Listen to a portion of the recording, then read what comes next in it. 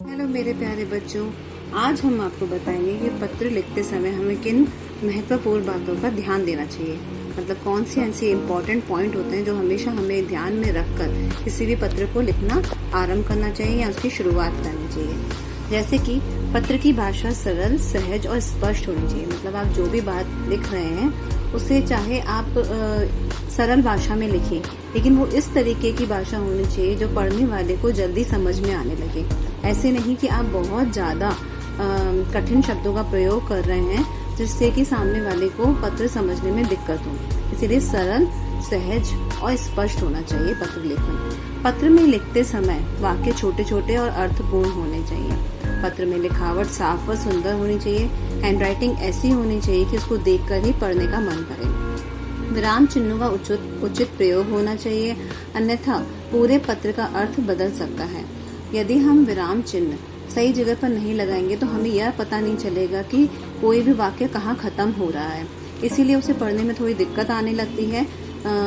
जिस दिक्कत को हटाने के लिए हमें सही जगह पे अल्प विराम, विराम चिन्ह और प्रश्न सूचक चिन्हों का ढंग से प्रयोग करना चाहिए।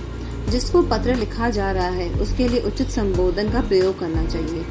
मतलब जिसके लिए हम पत्र लिख रहे हैं, मित्र के लिए, बड़ों के लिए या फिर किसी कार्यालय में लिख रहे हैं, तो उनके लिए संबोधन बिल्कुल ढंग से यूज करना चाहिए। जैसे कि औपचारिक पत्रों में संबोधन के तौर पर मान्यवर, महोदय, महोदया आदि प्रयोग होता है। मतलब औपचारिक मतलब ऑफिस, बिजनेस या फिर किसी विद्यालय से रिलेटेड जो भी पत्र होते हैं उसमें मान्यवर, महोदय और महोदया का आदि का प्रयोग होता है। अनौपचारिक या घरेलू पत्रों में मित्रों या अपने से छोटों के लिए प्रिय और बड़ों के लिए आदरणीय, पूजनीय शब्दों का प्रयोग किया जाता है। जब हम अनौपचारिक या निजी पत्र लिखते हैं तो वह हम अपने संबंधियों या मित्रों को लिखते हैं। तो उसमें जब मित्रों को या अपने से छोटों को लिखा जाता है तब प्रिय शब्द का प्रयोग करना चाहिए, और जब बड़ों को लिखा जाता है तब आदरणीय और पूजनीय शब्दों का प्रयोग किया जाना चाहिए।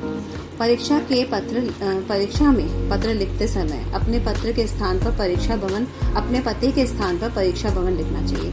मतलब जब परीक्षा में आपको जब प्रश्न आता है कि पत्र लिखिए किसी को, तो आप वहाँ पे अपना पता लिखने की जगह वहाँ पे परीक्षा भवन नाम लिखेंगे। पूरा अपना पता लिखने की जरूरत नहीं रहती।